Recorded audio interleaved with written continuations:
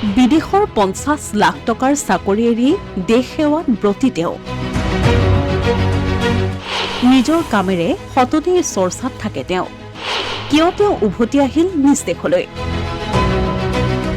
যোগীৰ দেশৰ সিংখাম তেওঁ।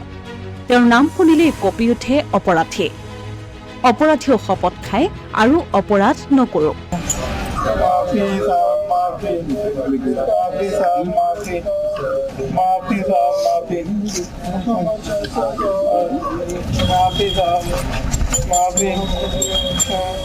উত্তৰ প্ৰদেশৰ সিংখাম খ্যাত এজন IPS বিষয়াৰ নাম সন্তোষ মিশ্ৰ। 2012 বেটছৰ IPS বিষয়া সন্তোষ মিশ্ৰ বিহাৰৰ ভোজপুৰ জিলাৰ।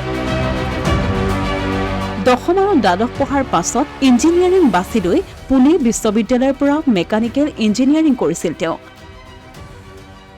পিতৃ সামৰিক বাহিনীত থকাৰ বাবে তেওঁ সেনা আৰু ৰাষ্ট্ৰীয় সেৱাৰ প্ৰতিও প্ৰবল আগ্ৰহী আছিল। 2004 চনত তেওঁ নিউয়ৰ্কৰ এটা কোম্পানীত কেম্পাছ প্লেচমেণ্ট লাভ কৰে আৰু তেওঁৰ দৰমহা আছিল প্ৰায় 50 লাখ টকা।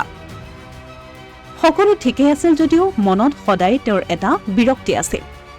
দেশ বা সমাজলৈ একো অৱদান তেওঁ আগবঢ়াব পৰা নাছিল। তেওঁৰ পিতৃ লক্ষ্মণ মিশ্ৰ সামৰিক বাহিনীত থকাৰ বাবে তেওঁৰ শিক্ষা আৰু লালন পালনো এই পৰিৱেশতেই হৈছিল। মনত থকা দেশপ্ৰেমৰ বাবেই তেওঁ চাকৰি এৰি নিজৰ দেশলৈ উভতি অহাৰ সিদ্ধান্ত গ্ৰহণ কৰে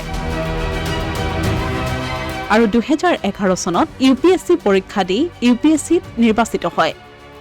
বৰ্তমান উত্তৰ প্ৰদেশৰ কুশীনগৰৰ SP সন্তোষ মিশ্ৰই পূৰ্বে আম্বেদকাৰ নগৰ আৰু মিৰ্জাপুৰৰ আমৰোহাতো সেৱা আগবঢ়াইছিল। দুয়োখন জিলাতেই থকা কাৰ্যকালত তেওঁ শিশুসকলক পঢ়ুৱাৰ পৰা আৰম্ভ কৰি বেগ আৰু কিতাপৰ কপি সহায় কৰালৈকে শিক্ষাৰ দিশত বহু কাম কৰিছিল।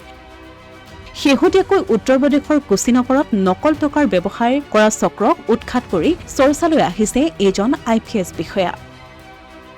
Asomiya Pratidin digital desk.